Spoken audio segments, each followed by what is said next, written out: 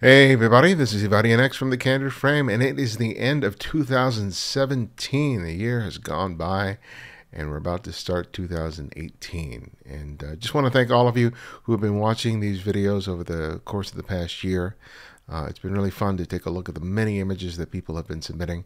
And to wrap up the year, I thought that I would show some pictures that didn't end up being in one of the previous videos, largely because I like the photographs, but I really couldn't speak to how I could talk about them within any particular context.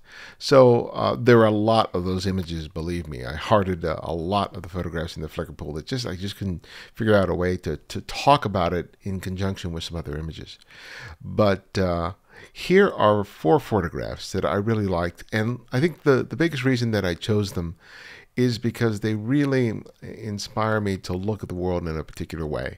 And as 2018 is about to begin, a lot of these images represent some of the aspects of seeing that I think I'm going to try and challenge myself with in the coming year. So let's take a look. Here we have a shot by Suresh Naganathan, and this was made with a Fuji X100S at 1/3000th of a second, f/16, 2500 ISO. Now, there are a lot of pictures of silhouettes, and I know that it's partly a cliche in street photography. But what I like about this photograph is that it combines 2 aspects of seeing and photography that I myself am always trying to make an interesting image with, and that is the idea of silhouettes and layers. And Suresh here does that for me. He makes an interesting silhouette, largely because of the various human figures that are in the frame. Prominently are the boy and the girl that are in the foreground holding hands. That is such a tender gesture, which is just so lovely. I love how they're connected by their extended arms and their grasped hands. It's just really, really lovely. But on top of that, we also have the silhouetted figures of the children in the background to the right of the boy here. And we also have some figures here that are a little less defined at the left-hand side of the frame and over here towards the middle. There's a mirroring of the silhouettes that are in the foreground that happens throughout the frame, but it also serves to help balance the frame. So rather than just having a single figure that's silhouetted where there's not much happening beyond the silhouette itself, this shot really succeeds in imbuing the people in this shot, the kids in this photograph, with a sense of personality, and especially with a sense of connection between these 2 kids in the foreground.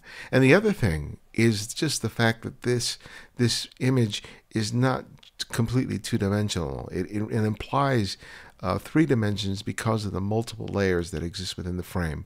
The foreground kids, the 2 kids here at a distance in the middle ground, and as you explore further and further back, other kids that are playing in the water in the frame. That for me is quite an accomplishment in terms of seeing. And one of the challenges as a photographer is trying to make a complex image that, when you see it, doesn't seem so complex, that it's fairly simple to read, is what I mean. But when you look at it, you realize that there are a lot of different elements within this shot that could easily make it fall apart. And it's kind of like walking a tightrope. You really have to be slow and steady in terms of walking a tightrope so that you don't fall from it. And as far as being a photographer is concerned, you're often doing the same thing, especially when you're trying to make more complex images that are really dependent on elements that you have no control over, which, kids at play is certainly one of them. So as 2018 approaches for me, one of the things that I'm going to try and do is not necessarily try to make this kind of image, but to try and combine visual elements in a way that challenges me, and that when I succeed, I'll have a feeling that not only did I succeed in making an interesting image, but that I took some risks, and that I really tried to make a shot that, even though I knew I might fail, I still tried to make it. All right, here we have a shot by Scott Thompson. This was made with the Fujifilm X100T at 125th of a second, f3.6, ISO 3200. Now, I really like this shot, especially because of the gesture of the guy smoking a cigarette. And I know, people smoking cigarettes is a big cliche in street photography, but I really like this shot. This guy comes off as a real interesting character. The way that he's dressed, his suit, the watch on his wrist, the glasses. There's just something about this guy that just makes me really gravitate to him. And also all the other elements in this shot are really interesting. I usually talk about trying to avoid text in a frame because it can be really distracting. Here, it's not that distracting because I don't read the language, which I think is Japanese. And there are some English words like Autobahn in the background, so it's not that big of a distraction for me as it might be normally. But I really like the color palette here. The greens, the blue, the skin tones, all of that. But the reason why I picked this shot is this shot was made under really low light conditions. He's shooting at a high ISO 3200, and you can see that the image isn't tack sharp. Even though he's using a fairly reasonable shutter speed, there was a little bit of camera shake involved, and that resulted in the image being slightly soft. But for me, that does not ruin the photograph. And one of the reasons I sometimes don't think to make a photograph under really extreme low light conditions is because I'm so preoccupied with trying to get a sharp photograph. And then I see that, I'm going to have to shoot this at 6400 ISO or higher, and I'm going to be shooting at a shutter speed of 30th of a second. And I think, oh God, it's going to be really difficult to pull off something sharp. And that hesitation sometimes keeps me from making the photograph, even though I should know better by this time. But I look at this shot, and despite the fact that it isn't tack sharp, I really like the photograph. And I think about how many times where I make the choice not even to consider making a photograph because of the things that I just described. The light not being in abundance because the shutter speed's too slow. All these things that I think will ruin the shot, I'm thinking before I've made the shot. And I don't want to practice that in 2018. If I have my camera with me and I feel inspired to make a photograph, I'm going to try to put aside those technical considerations and just try to make the shot. I'll try to the best of my ability to make a shot as clean and as good as possible, but I'm not going to be preoccupied with the fact that, I'm using such a high ISO, there's going to be a lot of noise in it. That's a consideration that you make after you make the photograph. You can't allow all of those considerations to keep you from pressing that shutter release button, because at that point there's nothing to argue about. You don't have the photograph. And this image helps to inspire me to really rethink and make those pictures, even though I might find the situation difficult, or even if I think the shot may not come out. I'm not going to worry about it. I just need to make the photograph. All right, here we have a shot by Deep Das. We have no XF information on this one here. This is a lovely shot of this girl here with these balls or these balloons. And I saw a lot of photographs of children in our Flickr pool, and I myself make, images of children on occasion. But what I really love about this shot is that you really get a sense of her in this image. The way she's dressed, the way she's looking up at the balloon, that look in her eyes, she's really present in this moment. And I know with kids, they can be really difficult to photograph, largely because they have little interest in standing still long enough for you to be able to make a photograph.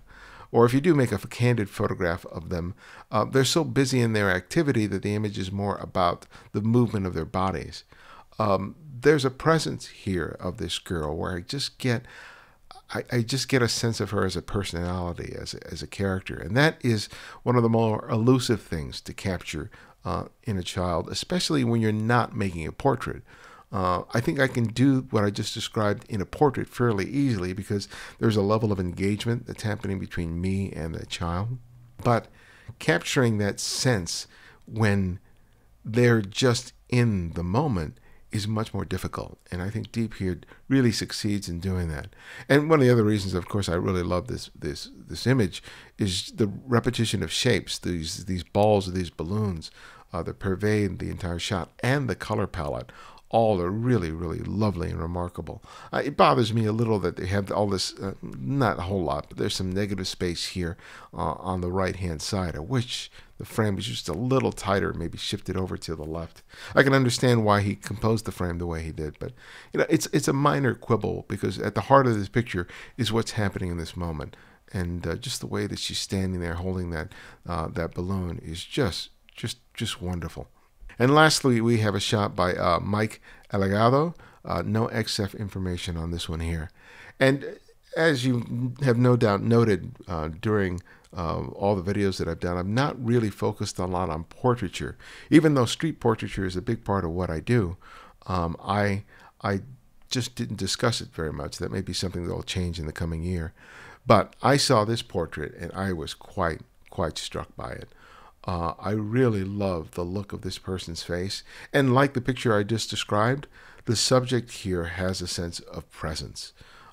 There seems to be just a comfort level in just her own skin and with no doubt with the photographer who photographed her, and just the way that she's making eye contact just gravitates to me. It just moves me in a wonderful, wonderful way.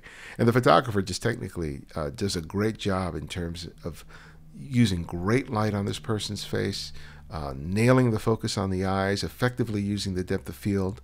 This image is obviously post-processed because this is not straight out of the camera, so they no doubt have use some sort of application in order to get this particular color palette. But I see some really interesting people when I'm out photographing.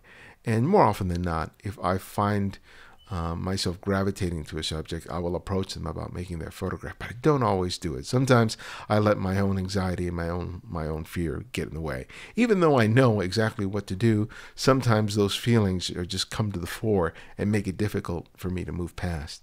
But when I see an image like this, man, it just inspires me to make the most out of every opportunity when I'm out there, and to pay attention to the things that I know will make a great photograph, like my choice of aperture, the lighting, the choice of background, and most importantly, trying to wait for that moment where that person is fully engaged with me, so that I can make that shot and make sure that I come away with a shot that does does credit to the person that I'm photographing and to me.